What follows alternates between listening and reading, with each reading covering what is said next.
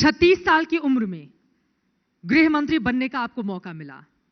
देश के गृह मंत्री अमित शाह के रिकॉर्ड के तकरीबन करीब आप पहुंच गए जब 2002 में कम उम्र में उन्होंने गुजरात की कमान संभाली थी और गृह मंत्री बने थे। तो ये अहम जिम्मेदारी, वो कौन कौन सी खूबियां रही आपके भीतर जो इतने युवा चेहरे के ऊपर बीजेपी ने, नरेंद्र मोदी ने, अमित शाह ने डाउन लगाया? सबसे पहले तो मैं गुजरात में आपका स्वागत करता हूं। धन्यवाद। गुजरात एक सुरक्षित राज्य है और आज ये सुरक्षित राज्य का जो खिताब गुजरात को मिला है उसका सबसे ज्यादा श्रेय अगर किसी को जाता है तो मोदी जी और अमित शाह जी को जाता है। 2002 पहले यही गुजरात और गुजरात के अलग अलग जिले गुजरात राज्य के कानून के नाम से नहीं जाने जाते थे। गुजरात का पोरबंदर हो, बड़ौदा हो, अहमदाबाद हो, सूरत हो, खास तौर पे पोरबंदर में ऐसा कहा जाता है कि पोरबंदर डिस्ट्रिक्ट की जहाँ से शुरुआत होती है वहाँ बड़े बड़े बोर्ड लगे हुए होते थे कि यहाँ से गुजरात का कानून खत्म होता है और पोरबंदर के जो तब के जो गुंडे थे उनके नाम से कानून चालू होता है।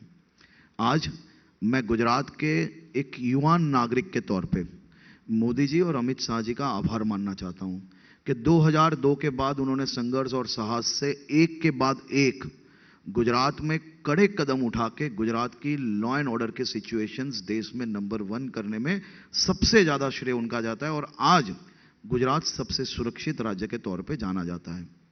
ये सुरक्षित राज्य की गृह मंत्री के तौर की जिम्मेदारी मुझे 1 साल पहले मिली। भारतीय जनता पार्टी का कार्यकर्ता हूं।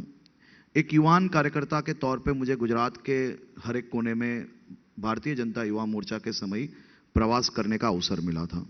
बहुत छोटी सी उम्र में भारतीय जनता पार्टी ने, मोदी जी ने और अमित शाह जी ने मुझे सूरत शहर की मजूरा सीट से लड़ने का अवसर दिया था। 27 साल की उम्र थी। 27 साल की उम्र में जब मैं चुनाव लड़ने गया तब कांग्रेस का एक नारा था, एक बच्चा आया है डिपॉजिट खो के जाएगा। मैंने कल ही बताया कि 2022 में आज मैं बोल रहा हूं कि 10 साल के बाद कांग्रेस ने तब मुझे बच्चा बोला था। कल मजूरा विधानसभा के नागरिकों ने बताया कि हाँ ये मेरा बेटा है, ये हर्ष हमारा बेटा है। मैं मेरे क्षेत्र का बेटा बन के काम कर रहा हूं कई सालों से और अब मैं गुजरात का बेटा बन के गृह मंत्री के रूप में गुजरात की सेवा कर रहा हूं। गृह मंत्री के रूप में लेकिन आपकी चुनौतियां भी बहुत बड़ी है ना। देखिए, गुजरात में जिस तरह से ड्रग्स की बरामदगी हो रही है उसको लेकर विपक्ष आपको सीधे तौर पर घेर रहा है और बहुत बड़ा मुद्दा राष्ट्रीय स्तर पर भी इस मुद्दे को उठाया जाता है कि आखिर इतनी बड़ी खेप ड्रग्स की कहां से आती है और गृह मंत्री के तौर पर जवाबदेही आपकी ही है। चित्रा जी, आप मुझे ये बताइए, गृह मंत्री के तौर पे मुझे ये अभिनंदन मिलना चाहिए या गालियां मिलनी चाहिए? मैं ड्रग्स पकड़ रहा हूं, ड्रग्स का कारोबार चलने नहीं ले रहा हूं। आप मुझे ये बताइए, मेरे से पहले ही पंजाब के राजनीति से जुड़े हुए लोग यहां बैठे थे। ये पाकिस्तान से जो ड्रग्स के माफिया 500 करोड़ रुपए के ड्रग्स लेके जो आ रहे हैं, वो अहमदाबाद शहर के कोई पुलिस स्टेशन में सामने से जाके ड्रग्स जमा करा के नहीं आते। यहां पे ड्रग्स पकड़ने के लिए गुजरात पुलिस को साहसिक काम करना पड़ता है। भारत पाकिस्तान की बॉर्डरों में ये दरियाई जो तूफान होता है उसके बीच में गोलियों का सामना हमारी गुजरात की पुलिस के जवानों ने किया है, तभी इतने हजारों करोड़ों का ड्रग्स हमने पकड़ा है। गुजरात पुलिस ने ड्रग्स मात्र गुजरात की धरती से नहीं पकड़ा। गुजरात पुलिस ने अप टू एंड तक तहकीकात करके ड्रग्स के कारोबारों का नेटवर्क तोड़ने में सबसे बड़ी सफलता प्राप्त की है। पंजाब की जेलों से चल रहा है ये कारोबार। हमने पंजाब पुलिस को कई बार ये विषय का ध्यान दिलाया है। लास्ट जो कलकत्ता पोर्ट से ड्रग्स पकड़ा उसमें भी पंजाब जेल से उसका पूरा नेटवर्क का पर्दाफाश हुआ है। मात्र इतना ही नहीं, दिल्ली, उत्तराखंड, उत्तर प्रदेश, अलग अलग राज्यों में से हमने ये नेटवर्क तोड़ने का बहुत ही बड़ा एक सफलता हासिल की है। मुझे आज तक ये नहीं समझ में आया कि ड्रग्स का कारोबार, ये देश में ड्रग्स का कैपिटल राज्य कौन सा है? बार बार आप जिसका नाम ले रहे हैं कहा तो उसके बारे में जानते नहीं, आप भी जानते हो, मैं भी जानता हूं। मेरा ये मानना है कि ड्रग्स का कैपिटल राज्य पूरा देश के युवा सब जानते हैं कि पंजाब है। आप पंजाब के आंकड़े सामने लाइए, क्या काम किया उन्होंने ड्रग्स पकड़ने में।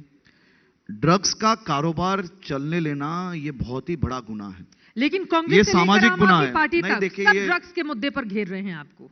देखिए, ये सबका ड्रग्स से क्या ताल्लुकात है, ये सही में ये जांच का विषय है, मेरा ये मानना है। ड्रग्स पकड़ रहा हूं मैं, साहसिक काम कर रहा हूं मैं। हर रोज ड्रग्स के खिलाफ मैं लड़ाई लड़ रहा हूं। ये ड्रग्स माफिया कोई सामान्य माफिया नहीं है, ये पूरा इंटरनेशनल रैकेट है। ये इंटरनेशनल रैकेट को तोड़ने के लिए रात दिन गुजरात पुलिस प्रयास कर रही है। देश के प्रधानमंत्री आदरणीय मोदी जी और अमित शाह जी हर डीजी कॉन्फ्रेंस में सबसे ज्यादा भार ड्रग्स को पकड़ने के लिए देते हैं। ये हमारी कमनसीबी है कि ड्रग्स के विषय को राजनीतिक विषय बनाते हैं। ड्रग्स जैसे विषय में हम सबको एक साथ होकर लड़ना चाहिए। देश की युवा पीढ़ियों को बर्बाद करने वाले ये नेटवर्क को तोड़ने के लिए गुजरात पुलिस ने जो सफलता प्राप्त की है, भले आप उनकी तारीफ ना कीजिए, लेकिन आप ऐसे विषयों को राजनीतिक विषय बना रहे, ये सही में बहुत ही गलत विषय है। ये सामाजिक दूषण है। ये सामाजिक दूषण के सामने लड़ने के लिए सबको एक होना चाहिए। मेरा ये मानना है कि कई और भी गेस्ट आपके पास आने वाले, उनको पूछिए कि उनके जो राज्य, रूलिंग राज्य है, वहां पे उन्होंने ड्रग्स के विषय में क्या काम किया, और उनको ये भी पूछना कि ड्रग्स का कारोबार चलने लेना चाहिए या इस प्रकार से पकड़ना चाहिए। मतलब आप कह रहे हैं कि ड्रग्स नहीं, को नहीं, उनको गुजरात राज्य सरकार ने हर संघवी ने बड़ी कामयाबी हासिल की है। गुजरात ने कामयाबी हासिल की है। ये हर संघवी का विषय नहीं है, ये विषय गुजरात पुलिस ने हासिल किया है। गुजरात पुलिस ने बहुत ही बड़ी सफलता हासिल की है। आपने वो वीडियोस देखे होंगे, आपने वो पाकिस्तानियों ड्रग्स नेटवर्क के जो माफिया है उनके बीच में जो ऑडियो लीक हुआ है वो भी सुना होगा। ठीक है, किस प्रकार से गुजरात पुलिस ने सख्ताई बनाई है, उसके कारण उनको रास्ता बदलना पड़ रहा है। ये सब विषय पिछले 6 महीने में हम सबके बीच में आया है, लेकिन कहीं ना कहीं ड्रग्स नेटवर्क टूट रहा है तो सबसे बड़ा कौन से राज्य को नुकसान हो रहा है, ये विषय समझने का समय आ गया।